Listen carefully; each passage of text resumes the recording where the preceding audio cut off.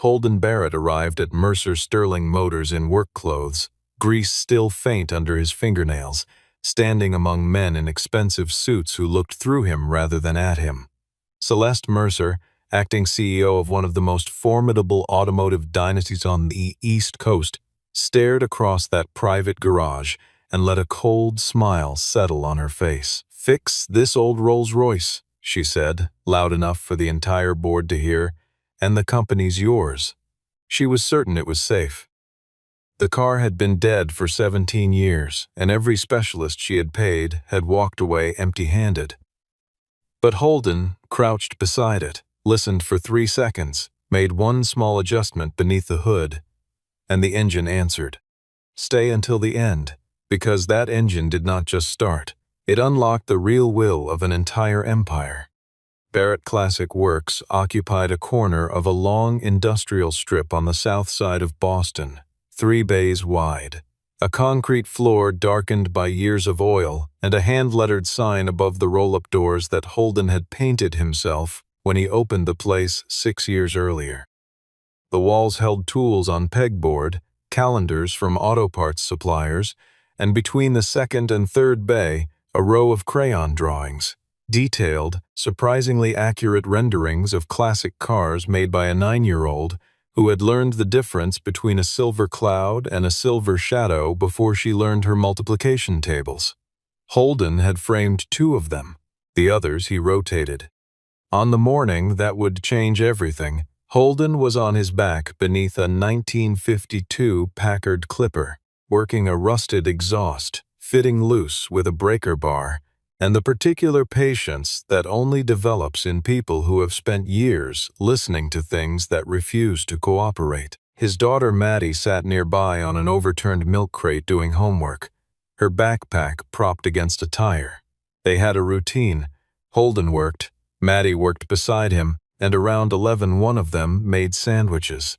And the routine was the whole point. He could hear her breathing.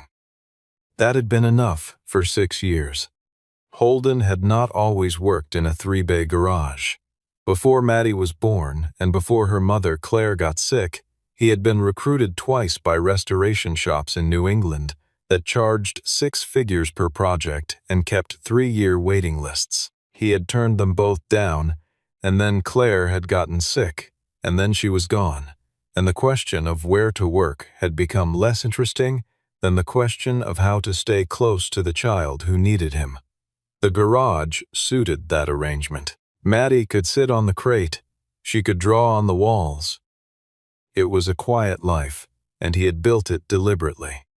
A regular customer named Roy Finch, a retired contractor who brought Holden a 1968 Mustang Fastback every spring for preventive work, asked once why a man with Holden's gifts was running 3 bays instead of consulting for one of the major marques. Holden handed back the keys and said he liked being somewhere his daughter could sit with him. Roy laughed and did not follow up, which was the right response. It was on a Wednesday in early April that Rhett Calloway came through the door. Rhett was in his late 60s, white-haired, still carrying himself with the careful posture of a man who had spent many years opening doors for other people. Holden recognized him from a photograph his father had kept in a shoebox on the bedroom closet shelf. Rhett standing beside a gleaming car on a gravel drive, squinting into the sun with the proprietary pride of a man trusted to care for something valuable. Rhett said he needed a favor, someone to look at a 1956 Rolls-Royce Silver Cloud that had not run in 17 years, housed in a private garage at a company called Mercer Sterling Motors in Back Bay. Holden started to decline. He wanted nothing to do with the kind of institution that employed men in suits and paid them to tell everyone below them what the rules were. Then Rhett said, "Your father used to work on that car." Holden put down the breaker bar. Mercer Sterling Motors occupied 4 floors of glass and brushed steel in Back Bay, with a showroom on the ground level and a lobby that communicated with considerable success that the people who walked through it were expected to have significant money and know what to do with it. The company had been founded 31 years earlier by a man named Sterling Mercer, on the conviction that serious buyers of serious automobiles deserved to feel that their cars had been touched by people who cared. The restoration workshop in Dedham, 17 craftsmen who could rebuild a carburetor from its components and tell you exactly what the original assembler had done wrong, had been Sterling's particular obsession, and for most of the company's life, it had been its soul. Sterling Mercer had died 14 months earlier, quietly, in the study of his home in Weston, with a cup of tea on the desk that had gone cold before anyone found him. He had left no clear final will. The document filed with his estate attorney gave his daughter Celeste acting control of the company with limited authority, and gave his nephew Vaughn Mercer financial veto power over major transactions. Neither of them was satisfied with this arrangement, and neither of them said so directly, which is the kind of politeness that has teeth. Celeste was 35 and had been running the company for 14 months, with the controlled, slightly ferocious energy of someone who feels the ground shifting beneath them and refuses to look down. She had restructured the sales operation, brought in 2 institutional investors, and done what was necessary to keep the balance sheet readable. She was not wrong that the restoration workshop cost more than it earned on a quarterly basis. She was possibly wrong about what that cost actually meant. Vaughn Mercer was 42 and had been at the company 9 years, long enough to know where every document lived and whose number every board member had saved. He was pleasant in meetings and difficult after them, which is the most effective possible combination in a corporate environment, and he had spent the preceding 6 months preparing a restructuring proposal. Close the restoration workshop, license the brand to a third-party dealer network, shift capital into autonomous vehicle leasing products. The numbers were clean. The question of what the numbers were missing was one he did not ask himself. There was a standing problem with the estate, and everyone around the company knew it, and no one addressed it directly. Sterling's final will had never been found. The document on file was a draft from 4 years before his death, and Celeste's own attorney had told her privately that Sterling had almost certainly written something more recent. But the search of his home and personal files had produced nothing. Rhett Calloway, who had been Sterling's driver and something closer than that for 22 years, had told Celeste once that her father used to say the answer was in the rolls. Celeste had thought this was the kind of thing an old man says about the thing he loves most, romantic and opaque and ultimately not useful. She had thanked Rhett and moved on. Vaughn had been standing near the window during that conversation. He had gone quiet afterward and excused himself early from dinner. No one had thought much about that at the time. The drive to Back Bay from Roslindale took 40 minutes in light traffic, and Holden spent most of it thinking about the shoebox on the shelf in his father's bedroom closet, the one he had never fully gone through because opening it felt like a door closing rather than one opening. His father, Gary Barrett, had died 8 years ago in the way men who have spent their lives working with their hands sometimes die, quietly, without ceremony, leaving behind tools and a small apartment and a reputation among everyone who knew him as a man whose word was complete.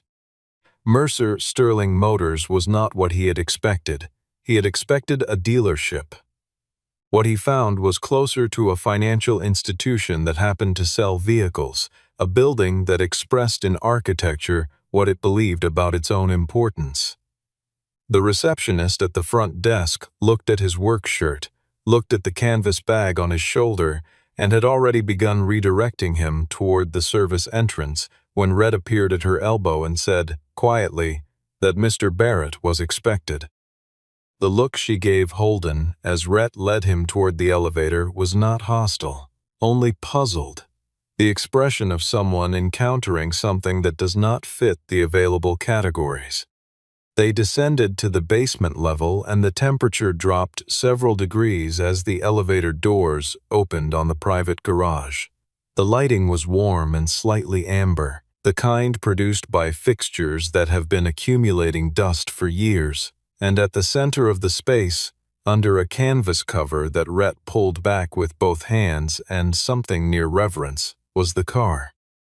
A 1956 Rolls-Royce Silver Cloud, coachwork in silver gray that had deepened over the years to the color of old pewter. The chrome brightwork oxidized to a dull haze, but the lines beneath still carrying the quality that defined British coachwork from the middle of the last century. The quality of something built slowly by people who believed they would be judged by it long after they were gone. Holden walked around it once without speaking. He rested 2 fingers lightly on the coachwork, behind the rear wheel arch, and stood there for a moment, not examining anything specific, just present. Then he crouched near the front left corner of the hood, and he looked, and he went very still. Along the bottom edge of the hood frame, close to the hinge, were 2 small marks. Horizontal scratches, precisely spaced, about a thumbnail apart, made with the tip of a screwdriver or something similar. They were the kind of marks that would mean nothing to anyone who had not seen them before, in the same precise form on other cars. His father had made that mark on every vehicle he serviced for 35 years. 2 scratches near the primary hinge, Gary Barrett's notation that the initial inspection was complete. Holden had watched him make it on 36 cars in that 3-bay garage in Roslindale. He was looking at it now. He stood up and turned to Rhett. He asked how much his father had worked on this car. Rhett said, "A great deal more than anyone told you." The garage was quiet. The silver cloud sat under the amber light and waited, the same way it had been waiting for 17 years, for someone who understood it well enough to ask the right question. The meeting that had been scheduled for that afternoon on the 3rd floor was relocated, at Celeste's direction, to the basement garage. She said it was efficient. What she meant was that she wanted an audience when she settled the question of the restoration division, and a mechanic from a 3-bay shop in Roslindale confirming what 3 previous specialists had already established served her purpose cleanly in either outcome. 7 people came down with her. 3 board members, Vaughn Mercer, Cassidy Monroe from Communications, an institutional investor named Warren Hale who happened to be in the building that afternoon, and Preston Tate, who served as outside counsel to Vaughn, and who had a way of positioning himself slightly behind whoever he was working for that Holden found immediately legible. They arranged themselves at a comfortable distance from the car, which is what people do when they have decided in advance to be spectators rather than participants. Vaughn was talking, before he had fully entered the room, already narrating events that had not yet occurred. Explaining that it was good the board could see this directly, that independent eyes on the vehicle would protect against any future suggestion that the assessment had been inadequate. He said this without looking at Holden, which Holden noted. Cassidy Monroe glanced at Holden's work shirt, then at Celeste, and said something too quiet to hear. Celeste's expression did not change. Holden asked for quiet and time to do a proper inspection before any attempt at the ignition. This was a reasonable request and also, in this particular room, a mild act of defiance, because Vaughn had already implied that any competent professional should be capable of quick judgment. Holden did not offer quick judgments. He opened the hood and spent 12 minutes in the engine compartment with a flashlight and a telescoping inspection mirror. He was not slow. He was reading. Vaughn said to no one in particular, "Every specialist we've paid has reached the same conclusion. I'm not sure what makes our friend from Roslindale different, unless he has some particular gift for things other people have given up on." 2 board members smiled. Warren Hale looked at the car. Holden closed the hood. He looked at Celeste Mercer directly, which was the first time in 40 minutes he had done so. She was 35 and carried herself with a composed authority that looks effortless from a distance and, up close, reveals the effort it costs. She looked back with the calm of someone who has decided the outcome of a meeting before it begins. "Fix this old Rolls-Royce," she said, with the edge of something that was not quite laughter, "and the company's yours." She said it loudly enough for everyone to hear, with the confidence of a woman offering a bet she cannot lose. The board members registered it as a joke. Vaughn's expression confirmed it. Holden reached into his breast pocket. The room expected a tool or a rebuttal. What he produced was a small photograph, worn at the corners, which he looked at for a moment and returned without explanation. Then he looked at Celeste and spoke in the same even tone he used to describe what was wrong with an engine. "Do you want me to fix it?" he said. "Or do you want one more reason to let it go?" He said it without challenge, without theater, a mechanic's question, because the answer mattered to the work. The room was quiet enough that Celeste heard something in it she had not prepared for. She did not answer, but she did not tell him to stop. Holden asked Rhett to sit in the driver's seat and attempt the ignition on his instruction. The key went in. Rhett turned it. What came back was a single dry click, a faint vibration in the fuel line that was not a pump cycle but the echo of one, and then silence. Holden had his hand resting lightly on the fender near the battery terminal, and he felt what there was to feel, and he already knew the shape of what he was looking at. He returned to the engine compartment and went directly to a specific location: the distributor cap and the ignition advance mechanism on the left side of the block. What he found there was not damage. Damage would have been straightforward. What he found was adjustment. A deliberate transposition of two terminal leads on the ignition advance that would have looked, on any standard inspection checklist, exactly like the factory configuration. It was only wrong if you knew the 1956 Silver Cloud's ignition geometry well enough to recognize that the second and fourth terminals had been swapped after the car had last run, and that swapped in precisely that combination. The result was a timing mismatch that prevented ignition without leaving any visible evidence of interference. It was, Holden thought, genuinely skilled work, the kind done by someone who understood engines well enough to make one stop without appearing to have touched it. He corrected the terminals. He cleaned the distributor cap contact surfaces, checked the spark plug leads for resistance, located a secondary fuel shutoff beneath the dashboard that had been set to restrict rather than cut, and turned it to the correct position. He called out for a fuel type by the original British specification, and Rhett, without comment, went to the back of a service cabinet along the wall and returned with a sealed can that had apparently been waiting there for exactly this. Holden topped the reservoir, checked the choke, and stood back. Vaughn said that 3 licensed specialists had assessed this engine bay and found nothing actionable, and that whatever Holden was attempting to charge the family for parts and labor on a vehicle professionally assessed as non-operational was a conversation the company's legal team would want to be part of. Holden did not look at him. He said, without raising his voice, "This car didn't die. Someone made it stay still." He placed the observation in the room the way a mechanic places a fact, directly, without argument, for whoever wanted to pick it up. The garage went quiet. Celeste was looking at the car. Rhett had both hands on the steering wheel. Holden said, "Try the key." Rhett turned it. There was a hesitation, the kind old things produce when they have been away a long time and are not quite certain the world still has room for them. And then the engine of the 1956 Silver Cloud exhaled and caught and came alive. The sound it made was not the aggressive roar that appears in films. It was deeper and slower, a warm, resonant mechanical voice that filled the garage from the floor upward, even and unhurried, the sound of something built to last running exactly the way it was built to run.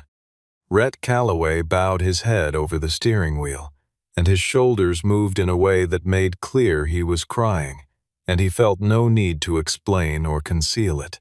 The board members who had been smiling 7 minutes earlier were not smiling. Warren Hale took one step toward the car. Cassidy Monroe stood very still. Celeste Mercer had both hands at her sides, and whatever careful expression she had constructed for the afternoon was gone, and what replaced it was complicated in the way things are complicated when they have been held below the surface for 14 months. Von Mercer's complexion had changed. The confident color had left it. He was looking at the open engine compartment with the focused expression of a man running a calculation under serious pressure. And then, from beneath the walnut dashboard panel, as the engine idled and its heat began to fill the cold garage with something almost like warmth, there was a sound. A soft pneumatic release, a mechanism activating, and a narrow panel in the lower dashboard fascia moved 3/4 of an inch outward. A hidden compartment, open for the first time in 17 years. Holden did not reach in. He looked at Celeste. Whatever else this was, it was her family's car and her family's business, and the thing inside it was addressed to her in ways he could not yet fully understand. Celeste came forward and crouched beside the open panel. What was inside? A flat leather case, dark brown, the size of a hardback book, with the initials SM pressed into the lower right corner. A small brass key on a ring, the type used for mid-century American lockboxes. A cylinder of magnetic tape in a protective sleeve labeled in ballpoint pen with a date 14 months and 12 days before Sterling Mercer had died, and a sealed cream envelope with the name Celeste written on the front in a hand she recognized without being told whose it was. Rhett had cut the engine. The garage was quiet. Celeste held the envelope in both hands without opening it. Vaughn said, quickly, that any documents found on company property were subject to board review before individual access. Preston Tate stepped forward as if to second this. Tessa Holloway, who had been standing near the garage entrance for the previous 20 minutes, and whom no one except Rhett and Holden had invited, said, with the specific calm of someone who has been waiting for a particular moment, that under applicable estate law, a sealed document bearing a personal salutation, found in the decedent's vehicle at the time of discovery, constituted personal correspondence rather than corporate property, and that any attempt to intercept it would expose the intercepting party to civil liability she was prepared to enumerate at considerable length. Preston looked at Tessa. Tessa looked back. Vaughn said nothing further. Celeste opened the envelope. The letter from Sterling Mercer was 3 pages, written by hand in the careful script of a man who believed the written word was more honest than the spoken one. He told Celeste he had hidden this compartment because he did not trust the building and did not trust certain people in it. He said he had designed the mechanism with the help of a man named Gary Barrett, the best mechanic he had ever known and the only person outside the family he had ever fully trusted with the car. He said he had introduced a second layer of protection into the ignition so that the compartment would only release when the engine was started by someone who understood the car well enough to correct what was wrong with it. He wrote, "If you are reading this, someone started the engine. That means someone was honest enough to fix what was broken rather than give up. And I have been waiting 17 years for that person to arrive." He said, "The real will is in the lockbox. The key is here with this letter. Do not let Vaughn open it." He explained why. Holden was reading over Celeste's shoulder, not deliberately, but because the letter was long and the words were large enough. He stopped at the bottom of the second page, where a note had been added in a different pen, smaller, more compressed, written at a later time. It read, "Barrett checked the lock. Truth safe inside." He would have known that handwriting in a photograph taken from the bottom of the sea. He had grown up watching those letters form on birthday cards and shop receipts, and the backs of postcards mailed from every garage father had ever worked in. He stood very still. He said nothing. There was nothing yet that needed to be said. Von Mercer moved first. He told the security staff who had accompanied the board downstairs that no one was to leave with the documents until the company's legal team had reviewed them. A statement Preston Tate immediately seconded, and which produced a room full of people trying to determine the relevant jurisdiction. Holden noted that Vaughn had not asked what was in the letter. A person who did not know what was in it might reasonably have asked. Tessa Holloway produced her bar card and professional identification simultaneously, in the manner of someone who has been in rooms like this before, and said she was present as an independent legal witness on behalf of the Barrett and Mercer families, and that any detention or coercion of individuals in possession of estate documents would be actionable under 3 statutes she was prepared to name. Vaughn said she had not been invited. Tessa said, "Estates do not send invitations." The security staff looked at Vaughn. Vaughn looked at Preston. Preston said, "Let's all take a breath." Celeste had said nothing for approximately 4 minutes, long enough that Cassidy Monroe had looked at her twice with professional concern. Then Celeste turned to Vaughn and said, very evenly, "Why are you panicking?" She said it the way a person asks something they already know the answer to, which is the most unnerving possible form of a question. Holden had gone back to the car. He was examining the driver's side door jamb with a flashlight, then the interior lower edge of the dashboard near the hidden compartment, then a series of marks around the release mechanism he had not examined before because there had been no reason to. There was a reason now. Someone had tried to open the compartment without starting the engine. They had probed the mechanism from the interior and attempted to access the release from behind the lower dashboard, and they had not succeeded. But in the attempt, they had altered the connection between the ignition advance and the release trigger in a way that required the ignition to be corrected before the compartment would respond. The timing transposition that had kept the car silent for 17 years was not a separate act of sabotage. It was a side effect of the attempt to get at what was inside. Holden straightened up and said to the room without particular emphasis, "Whoever tried to get into this compartment is the same person who kept this car from running." A mechanic's assessment in a mechanic's voice. The room received it the way rooms receive something that rearranges what everyone thought they understood. Rhett Calloway looked at Vaughn with the expression of a man whose 14 months of quiet suspicion had just been given a precise shape. Celeste told Preston Tate that she was calling an independent notary to the building within the hour, that the tape, the key, and the leather case would be secured in a neutral location pending verification, and that anyone who objected should explain their objection in writing to the independent trustee she was appointing effective that afternoon. Preston opened his mouth and closed it again. Vaughn's jaw was working, but nothing came out.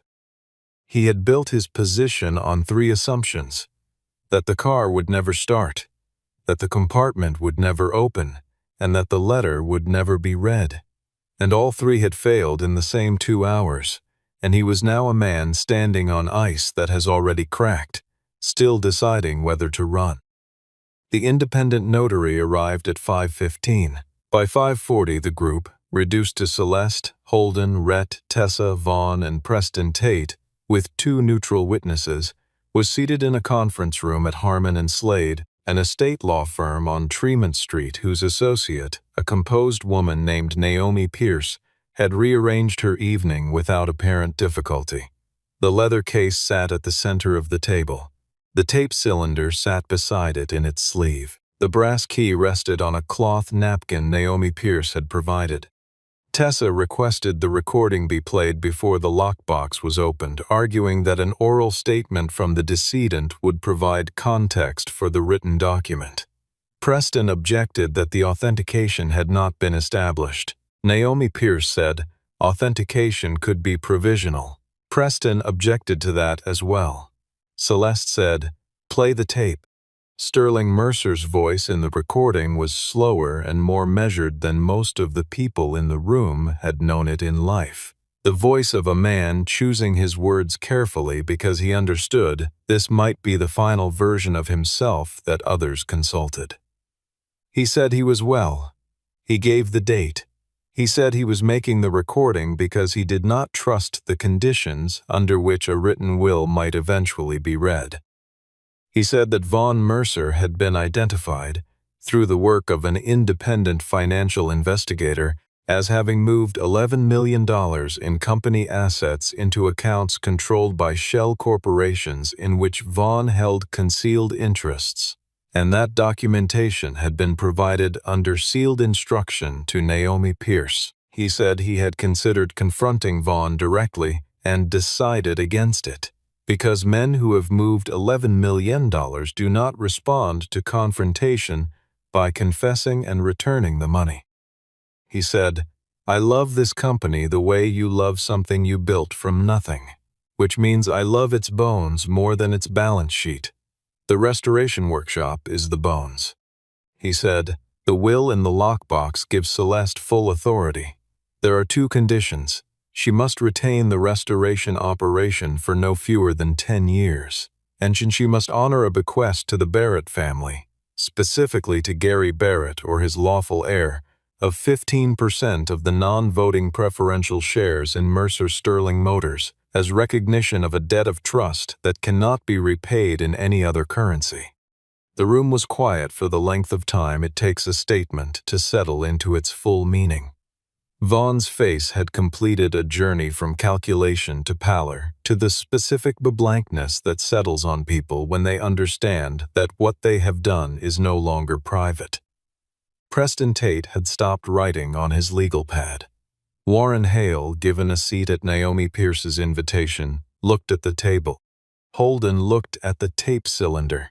He thought about his father, the shoebox, the photograph, the 2 scratch marks on the hood hinge, and he thought about a man who had been given a secret that could have made him comfortable and had not sold it, had gone home to a small apartment in Roslindale and raised his son in a 3-bay garage and said nothing for the rest of his life.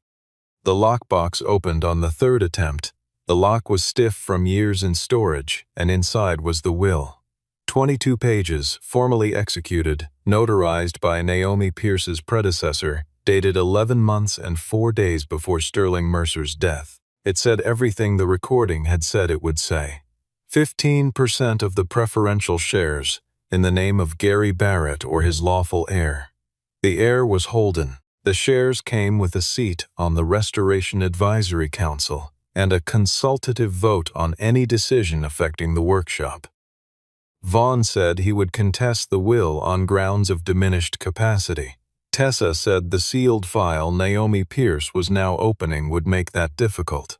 The file included 3 physicians' affidavits, 2 independent witness statements, and a notarized statement from a retired federal judge certifying Sterling Mercer's cognitive competence at the time of signing. Sterling had prepared for the argument. He had built around it the same way he had built the hidden compartment, not loudly, not dramatically, but completely. Holden drove home to Roslindale alone that night, past the street lamps on the Arborway and the corner store where Maddie picked out her cereal on Saturday mornings. He sat in the kitchen for 20 minutes with a cup of coffee that went cold while he looked at the wall above the stove, where his father's old journeyman certificate was framed in the cheap black frame Holden had bought the year after the funeral. Gary Barrett, certified automotive restoration specialist. The date on the certificate was the same year Holden was born. He brought the shoebox to the kitchen table. There were photographs. Gary Barrett at various ages, in various garages, standing beside various cars, with the proprietary affection of people who have spent long hours making something work. There was one he had not registered before. His father in a garage he did not recognize, standing beside Sterling Mercer, both of them looking at the camera with the quiet satisfaction of people who have just finished something they are proud of. The silver cloud was behind them, newly restored, its chrome bright under shop lights. His father had one hand on the hood. Sterling Mercer had one hand on his father's shoulder. There were letters as well, held by a rubber band that had gone brittle and snapped when Holden touched it. Most were brief: invoices, receipts, work order notes. One was longer, on Mercer Sterling letterhead, dated 3 years before Holden was born. In it, Sterling thanked Gary Barrett for the Silver Cloud restoration and extended a formal offer: a permanent position as head of restoration services. A second page, added later in different ink, acknowledged that Sterling understood Gary's reasons for declining and respected them, and that the arrangement they had discussed, not described but called simply our understanding, remained in force. Rhett had called on the drive home and filled in what the letters could not. Gary Barrett had declined Sterling's offer because of Vaughn, who had already been at the company 5 years and whose character Gary had assessed quickly and correctly. Gary had told Sterling, "I don't want to work for a company that man will someday run." Sterling had said, "Then help me make sure he doesn't."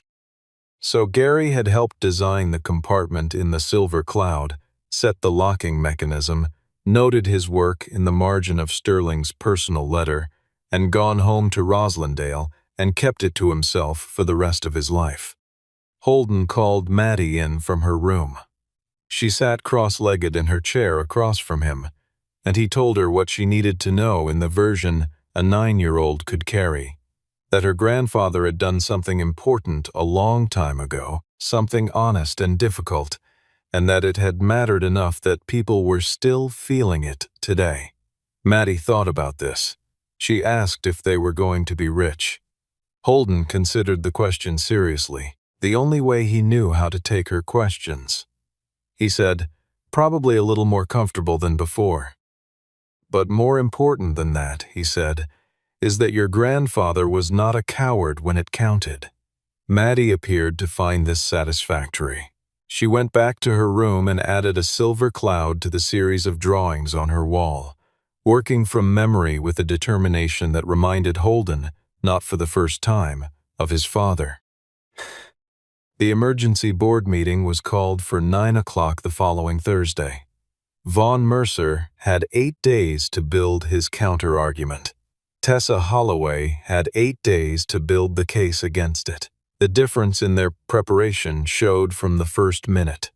Tessa arrived with a binder thicker than the printed agenda and an assistant who set up a projection system, while Naomi Pierce distributed authenticated copies of the will and the financial investigation file. Preston Tate arrived with a yellow legal pad and the expression of a man who knows his position has been undermined but has not yet decided to say so.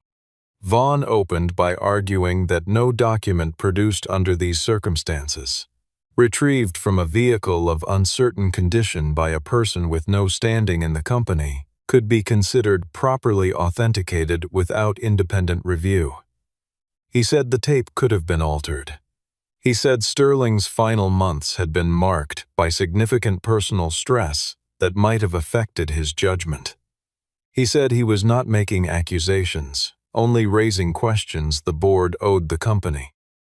He said all of it with the measured composure of a rehearsed man, and 2 board members nodded because the argument had organizational logic, the kind of logic that survives until someone looks at it closely. Tessa looked at it closely. She walked through the authentication chain, the notarization date, the physician's affidavits, the voice analysis completed in 6 days by a firm whose credentials she provided, the forensic accountant's report on 11 shell accounts, the documented chain of asset transfers beginning 27 months earlier and ending with a movement executed 48 hours before Sterling Mercer died. She used the word fraudulent twice, without raising her voice.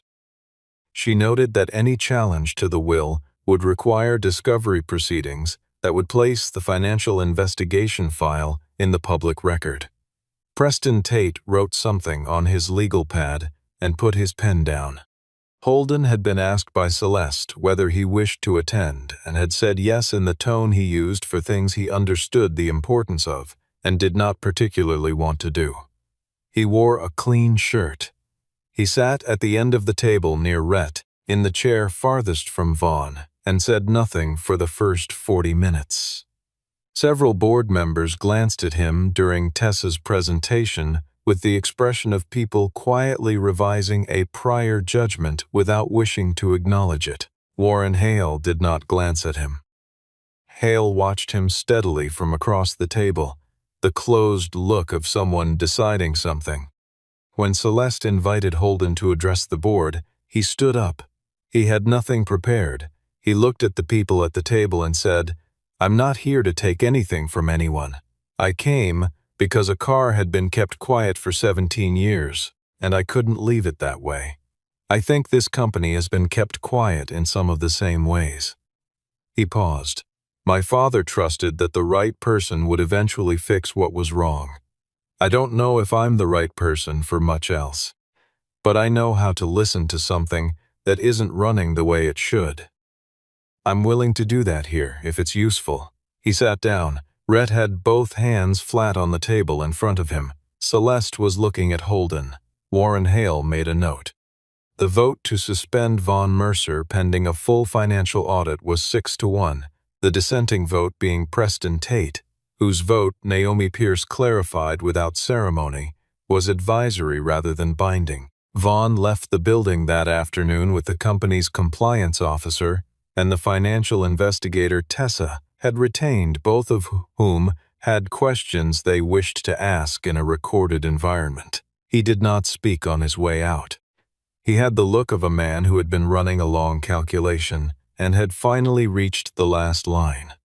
Before the building cleared, Celeste sent Cassidy Monroe a single message: cancel the announcement of the restoration workshop closure. Then she called Frank Lattimore, the workshop manager in Dedham, who had spent 3 months quietly preparing his team for news he did not want to deliver. She told him the workshop was staying open.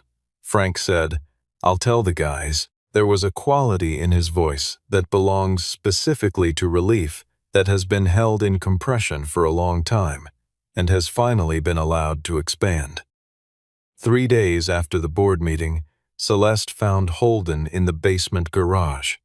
He had brought tools from Barrett Classic Works and was working through the maintenance the Silver Cloud needed now that it was running again. Reseating a valve cover gasket, dried by years of disuse, checking the wheel bearings, going through the cooling system with the patience of a man who understands that an engine started, after 17 years, has not yet been fully trusted. He was working alone. The garage was quiet.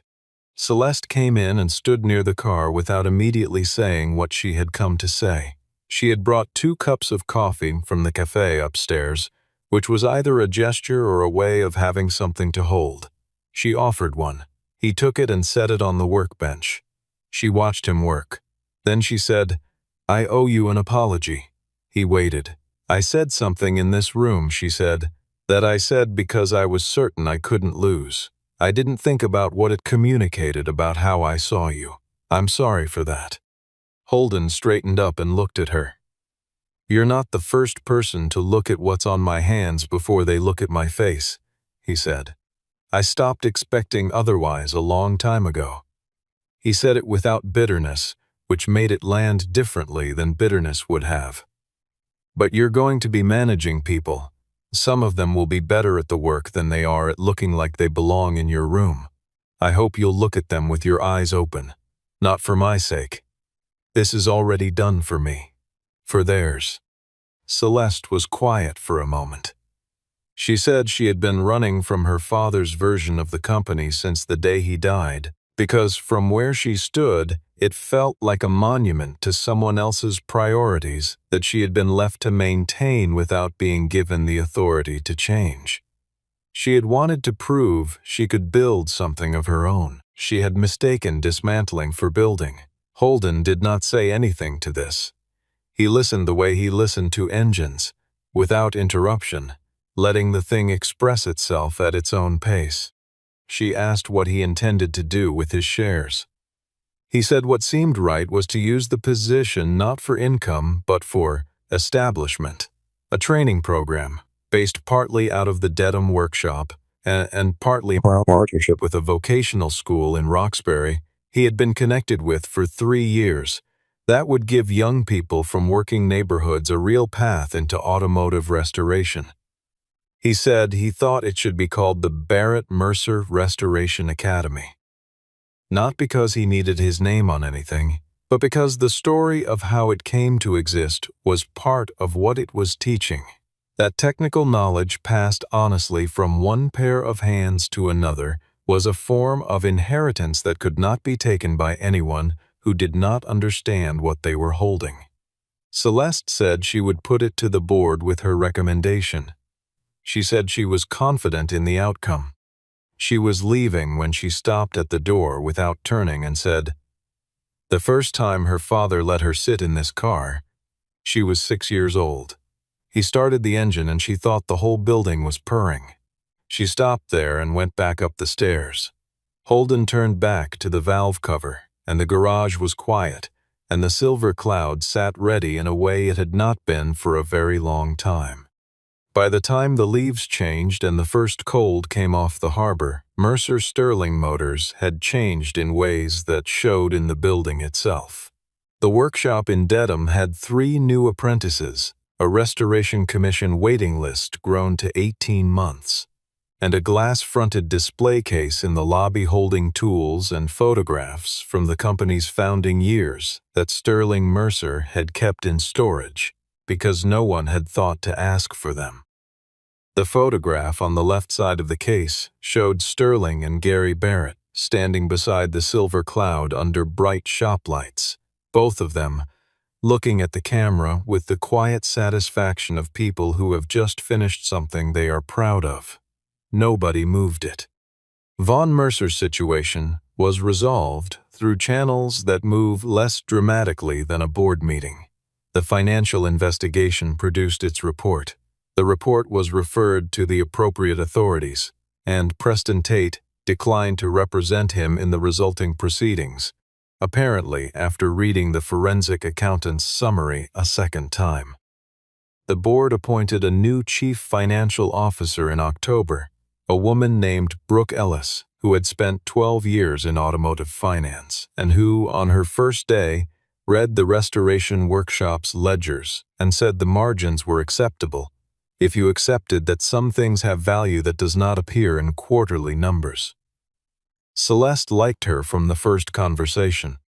Holden drove Maddie to school in the same pickup. He went to the garage in Roslindale the same as always. On the second Thursday of every month he drove to Dedham and spent the day at the workshop, eating lunch with Frank Lattimore and the apprentices and answering questions about restoration work the way Gary Barrett had answered questions. Directly, without condescension, treating the question as seriously as the person asking it deserved. The apprentices from the Roxbury program, 3 in the first cohort, 7 in the second, had taken to calling him Mr. Barrett without being told to, which he found unnecessary and did not correct. The silver cloud was finished in early November, fully restored, coachwork refinished to the original silver gray, chrome repolished, interior redone in tan leather with the original stitching pattern Sterling had specified when the car was first commissioned. On the evening of the Barrett Mercer Restoration Academy's formal launch, Celeste asked Holden to start the engine before the assembled apprentices, their families, and a small group of board members and investors who had come not because they were required to, but because the story had, over the preceding months, become something people wanted to be part of. Maddie stood beside her father and put her hand flat on the fender, the way she had seen him do it. Holden started the engine. It ran exactly as it had run in the cold garage 6 months earlier, warm, even, unhurried, the sound of something built to last running exactly the way it was built to run. Celeste said, across the hood, with something in her voice as close to unguarded as Holden had ever heard from her, "I told you once, fix it, and the company's yours." Holden looked at her. He said, "No. I just wanted to make sure it belonged to people who know how to listen to it." The engine ran on. Outside, the November cold had settled over the city, and the light from the building caught the silver clouds' restored chrome in a way that made it look, for a moment, not like something old, but like something that had simply been waiting for the right time to arrive. Maddie drew a picture of it that night from memory, and it was the best thing she had ever drawn, and Holden framed it and hung it in the garage at Barrett Classic Works beside the valve cover nuts and the pegboard tools and everything else a person keeps when they understand what keeping means. All right. Got it.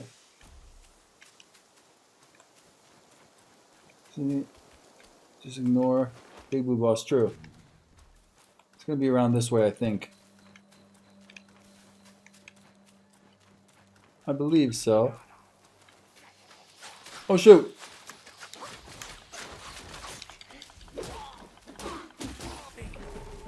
Through the temple door. Let's get it. Took on my ship to come home and see you wasting your time on these games. Dude, you're getting a little too old for this. Oh, man, he just came in here. Oh, Rob, man, you could get... Or, Nick, you could get him out of here, bro. You just came in here to be mean. It's all good. It's all good. Only positivity in the chat. Live, love, happiness.